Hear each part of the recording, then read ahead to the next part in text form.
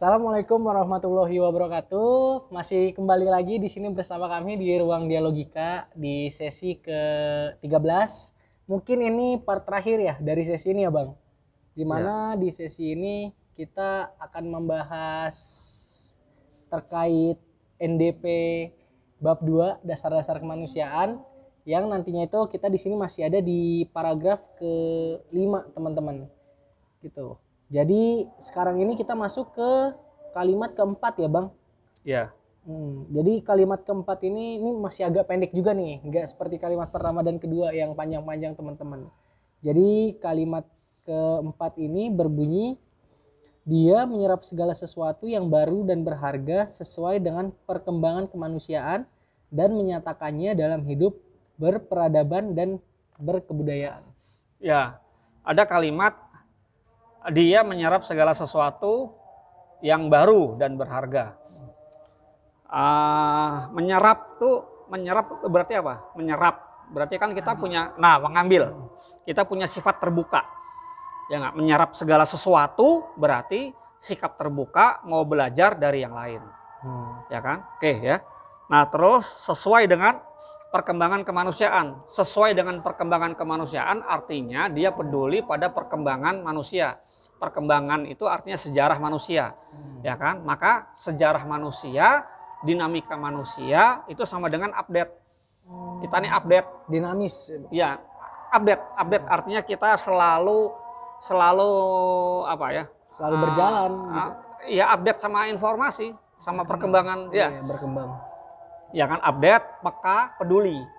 Jadi update itu artinya peka, ya, peduli. Kita peduli dengan perkembangan manusia, ya kan? Karena apa? Karena berarti kesimpulannya ada perkembangan yang sesuai, ada perkembangan yang tidak sesuai. Ya kan? Perkembangan menuju kemajuan, ada perkembangan menuju ke kemunduran atau kemerosotan atau keburukan. Gitu loh. Nah, karena itu menyatakan dalam hidup berperadaban dan kebudayaan itu tujuannya adalah untuk martabat manusia. Oke, ya. Jadi dia menyerap segala sesuatu yang baru dan berharga sesuai dengan perkembangan kemanusiaan dan menyatakannya dalam hidup berperadaban dan berkebudayaan, punya makna kita ini harus punya sikap terbuka, siap mau belajar dari yang lain, dan tandanya ciri bahwa kita mau belajar dari yang lain adalah kita peka, kita peduli, sensitif terhadap segala yang ada di sekitar kita, lingkungan sama manusia sama masyarakat yang lain, gitu loh. Untuk apa sih? Untuk untuk martabat manusia juga, untuk kemuliaan diri kita juga, gitu loh. Ya kan, karena kita tidak bisa hidup sendiri.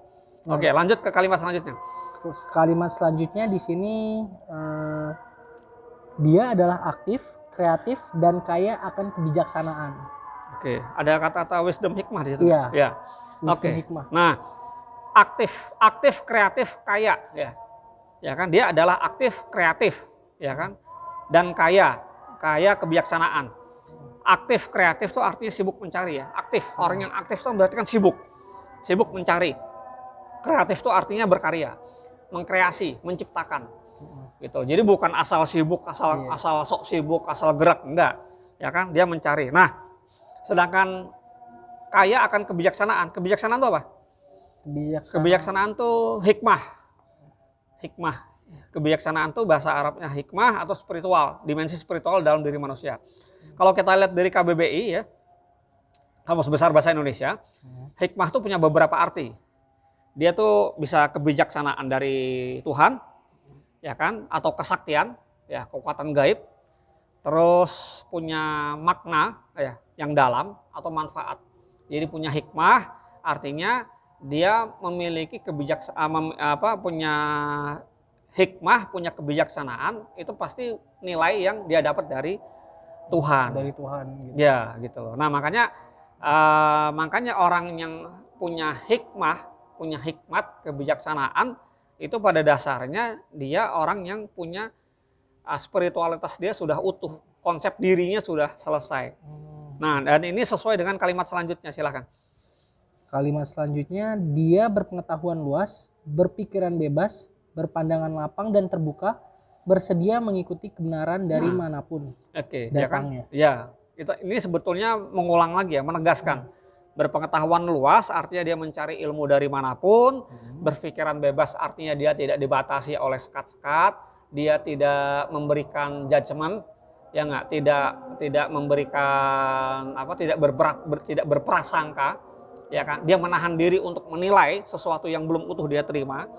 Terus berpandangan lapang dan terbuka. Ya, lapang artinya dia menyerap segala informasi, terbuka artinya dia sadar bahwa dia tidak sempurna, dia masih berproses, siap dikritik, siap menerima masukan, tudingan dan sebagainya, ya kan? Dan bersedia mengikuti kebenaran. Karena apa? Ya karena tujuan dia kebenaran. Ya, mencari kebenaran. Iya, ya, kebetulan saya agamanya Islam. Ya kan? Tapi apakah Islam itu yang utama? Bisa jadi ada informasi lain. Ya kita harus cari. Gitu loh. Kalau misalnya kita mematok kebenaran hanya versi agama kita dan terus kita melihat yang lain, itu pasti dengan sudut pandang yang sudah bias. Berarti itu inklusif, eksklusif Nah, ya. Kita gitu. eksklusif Nah, gitu. sikap inklusif itu ada dua nanti. Cara kita menilai kebenaran. Kalau kebenaran luar, kebenaran di pihak luar, kita nilai dari keyakinan kita, itu namanya inklusif. Ya nggak, bahwa agama lain itu ya benar juga, masuk surga juga menurut kita, karena agama kita mengatakan yang lain juga bisa masuk surga, ya nggak, bisa dapat kartu pasnya juga, kan gitu. Itu namanya inklusif.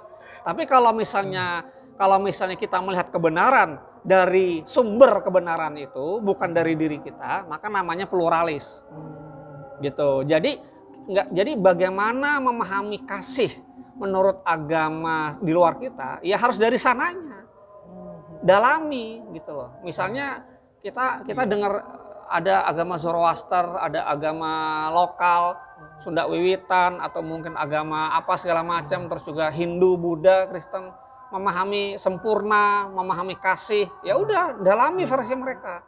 Jangan dari diri kita. Nah, kalau dari diri kita biasanya sudah bias. Nah, keberanian untuk berdiri, ya nggak, sesuai dengan kacamata persepsi orang, itulah yang namanya pluralis. Jadi level pluralis itu lebih tinggi dari sikap inklusif, gitu ya. Berarti ini berkaitan dengan tadi terbuka itu ya, Bang? Ya, sikap terbuka, gitu, ya kan. Nah, terus selanjutnya, dia adalah manusia toleran dalam arti kata yang benar, penahan amarah dan pemaaf. Ya, kalau kita baca dari sumber lain tuh toleran, dari sini ada toleran ya. Toleran tuh memikul ya, toleran memikul, menanggung. Jadi artinya kesiapan kita untuk toleran apa sih? Menanggung segala akibat dari ekspresi keyakinan sama ekspresi orang lain, gitu loh. Ya nggak? Saya misalnya Anda untuk melakukan ibadah, Anda bernyanyi, ekspresi ibadah, memuji Tuhan, ya nggak, dengan menyanyi, ya kan? Saya nganggapnya apa sih, berisik. Nah, rasa menolak itu, meskipun saya nggak omongin, itu udah nggak toleran. Karena itu dalam diri ya. Karena apa? Karena itu ekspresi saya tidak mau menanggung. Nah, tidak mau memikul, toleran dari situ. Tidak mau memikul ekspresi orang lain. Begitupun saya beragama non-Islam. Apa sih ini maghrib nih? Maghribnya kapan? Ini sudah ngaji, udah nyanyi-nyanyi. Berisik aja. Baru pulang kerja, nih, capek nih. Nah gitu. Nah itu udah nggak toleran. Tapi kalau misalnya kita toleran, berarti kita mencoba memahami. Begitulah cara orang lain melakukan kidung, munajat. Ya nggak, cara dia bersyukur, memuji Tuhannya. Ya udah, ya pahami saja, kan gitu. Gitu kan? Toh ini cuma masalah suara. Nah, balik lagi tadi, ya nggak, balik lagi tadi, ini masalah persepsi. Nah, masalah persepsi. Bahagia itu dari persepsi, bahagia itu pilihan. Dan itu pilihan itu adalah persepsi. Nah, kalau kita sudah toleran dalam arti kata yang benar, kan kalimatnya gitu kan? Ya kan? Kita pasti bisa menahan marah. Kita bisa mengendalikan emosi. Nggak gampang emosian. Apa sih ini sunnah? Enggak. Ya kan? Dan pemaaf. Maaf artinya kita memaklumi. Pemaaf kan ada dua, ya nggak? Pemaaf ada dua. Artinya melepaskan, merelakan kesalahan orang lain, ya kan? Dan juga memaklumi kondisi orang lain. gitu. Oh mungkin karena ini panggilan mereka untuk Iya. ibadah gitu ya kan, biarin gitu. aja lah. Ya Iya, kan? iya, iya. Ya, dan oke. Nah, terus selanjutnya yang terakhir. Yang terakhir, keutamaan itu merupakan kekayaan manusia yang menjadi milik daripada pribadi-pribadi yang senantiasa berkembang dan selamanya tumbuh ke arah yang lebih baik. Nah, ini kalimat terakhir di paragraf kelima ya. Keutamaan itu artinya keseluruhan dari yang kita bahas sebelum-sebelumnya merupakan kekayaan kemanusiaan. Artinya manusia yang sesungguhnya ya itulah yang terbuka, yang selalu mengarahkan fitrahnya, rasa untuk mencari kebenaran, keindahan, kesucian, ya kan, dan terus juga kebaikan ya. Dan terus mengarahkan dirinya sesuai dengan nuraninya, cenderung pada kebenaran tadi, ya kan, menjadi milik pribadi-pribadi. Jadi artinya memang itulah yang kita cari ya. Yang senantiasa berkembang artinya kita tidak mematok bahwa proses itu adalah final atau akhir, atau apa yang kita peroleh, yang kita anggap bahagia sekarang itu sebagai kebahagiaan yang mutlak. Jadi ekspresi kita mendapatkan kebenaran, menghasilkan kebahagiaan, merasa sejuk, itu harus kita selalu tanda kutip curigai. Karena ini belum final. Ini apa udah selesai apa belum? Karena gitu ya, ketika kita menganggap final, maka kita menganggap sudah soleh. Ya nggak? Ternyata saya soleh juga. Ya nggak? Saya ibadah bisa nangis, saya bisa ini itu, merasa dekat dengan Tuhan, pengen mati, ketemu bidadari yang montok, nah gitu. Jadi rasa itu membuat kita membatasi pada kebenaran yang lain, padahal itu belum selesai, itu masih koma, gitu, ya kan? Nah, senantiasa berkembang dan selamanya tumbuh ke arah yang lebih baik. Artinya selama kita membuka diri, maka kita akan memperoleh kebenaran-kebenaran yang lebih besar lagi, lebih luas lagi, gitu. Ya, ini juga nyambung juga sih sama yang tadi kita bicarakan bahwa sebenarnya itu proses hidup itu adalah proses mencari kebenaran, seperti itu ya. Iya, iya. Jadi tujuan hidup manusia adalah mencari kebenaran, karena akhir dari kebenaran menghasilkan kebahagiaan, nah kan gitu ya. Dan kebenaran itu sebagaimana menuju kebenaran mutlak, sebagaimana kebenaran itu sendiri itu tidak terhingga, maka proses mencari kebenaran itu juga tidak terhingga, tidak akan selesai sampai manusia tutup usia. Berarti ini kalau kesimpulannya itu sebenarnya paragraf ini maknanya itu dalam banget ya untuk manusia itu sendiri ya Bang. Dimana kita benar-benar harus menjadi manusia yang utuh gitu ya. Iya. Iya. Oke, jadi ini udah selesai nih Bang paragrafnya selesai, nih Bang. Paragraf 5 gitu. Jadi tadi kesimpulannya banyak banget teman-teman. Dari tiap-tiap kalimat ya, itu kita juga bisa menyimpulkan, dan kesimpulan akhirnya itu dari paragraf 5 ini ya tadi yang seperti Bang Andito katakan bahwa manusia itu tidak akan berhenti untuk mencari kebenaran gitu. Tidak akan itu ada manusia yang memang menganggap bahwa kebenaran saya sudah final gitu ya Bang. Karena pada dasarnya itu tadi esensi dari manusia itu adalah mencari kebenaran itu sendiri. Seperti itu teman-teman. Nah, terima kasih kepada teman-teman yang masih mengikuti kami dari sesi ke-13 ya. Sesi ke-13 ini dari part 1 sampai sekarang part akhir, yang mana sebenarnya itu paragraf 5 ini memang sangat menarik untuk kita kaji teman-teman. Jadi maka dari itu kami harap di sini teman-teman juga lebih lebih aktif untuk bertanya ataupun memberikan masukan-masukan kepada kami gitu, sehingga kedepannya kami juga bisa mengimprove diri gitu ya Bang, karena belum tentu yang kita bicarakan juga suatu kebenaran gitu ya kan. Gitu. Jadi kembali lagi kami ingatkan kepada teman-teman yang memang ingin memberi tanggapan atau yang ingin bertanya, bisa langsung saja ditulis di kolom komentar. Nanti akan kita bacakan dan mungkin akan dijawab oleh Bang Andito di sesi-sesi berikutnya. Seperti itu. Terima kasih teman-teman untuk sesi kali ini.